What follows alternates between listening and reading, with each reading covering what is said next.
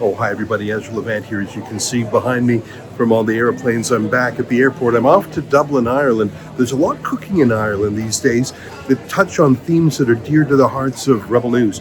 The first is freedom of speech and censorship, and the second is mass immigration and its impacts on an indigenous culture such as Ireland is. Anyways, let me tell you about both these things. Tomorrow in Bray, which is about a 45-minute drive out of Dublin, Kirk Loco is back in court fighting a prosecution that could land him in jail. He's been prosecuted, the first person ever in Ireland to be prosecuted under a kind of fake news law. The accusation is that Kirk tweeted a warning that someone else had put on Facebook, warning young women that there was a migrant man on a public bus who was exposing himself to young girls, and he tweeted a message from a girl's sister.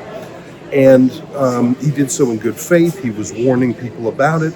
Police charged him with this fake news, even though I don't even think it was fake. The police came. There was all sorts of questions about what this man was doing. There's even surveillance footage. One of the ways he's going to defend himself is to seek more disclosure from the Crown. So it's very important that he fight back, not just only for his own sake, but to defend the political right to warn people, to have a duty to warn people about a possible threat from a man who, whether he's migrant or not. It's so clear that they're trying to silence Kirk because the person in question was a migrant man.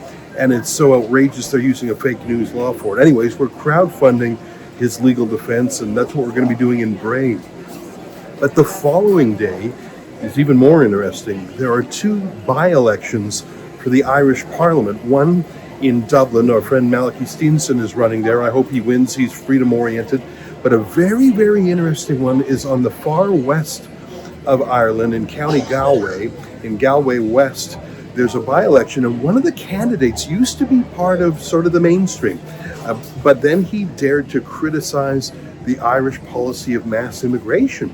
So he was booted out of a mainstream party, and I think that sort of freed him to speak his mind, because recently, you might recall a few weeks ago in Ireland, there was a nationwide protest. I'd almost call it a national strike, where Irish people, especially truckers, they call them hauliers over there, truckers and farmers, just said, we just can't pay these crazy fuel prices, a huge chunk of which, about half, was taxed. So there was a huge strike across the country. And what I mean by that is truckers and farmers just blocked the roads. They blocked the highways. They brought the country grinding to a halt. And Galway was actually a real hotspot for the protesters.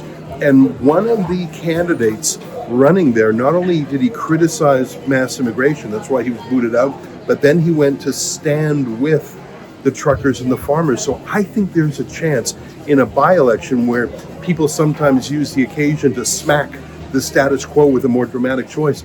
I want to see with my own eyes if Ireland has a possibility to say no to the ruling regime. There's sort of a coalition between two center-left parties, but most of the parties in the Irish establishment are for mass immigration.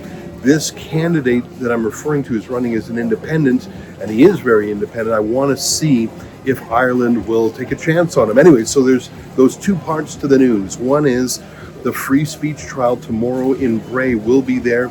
Kirk Loco is the defendant, and we're crowdfunding his lawyers, who are excellent. I've spent some time with them.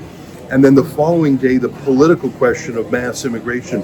These are subjects that we're very interested in, and I think Irish people are too. What's crazy is that the regime media either ignores these issues or attacks them or tries to cover them up. They do not like to report on crimes committed by migrants because they know that undermines support for mass immigration.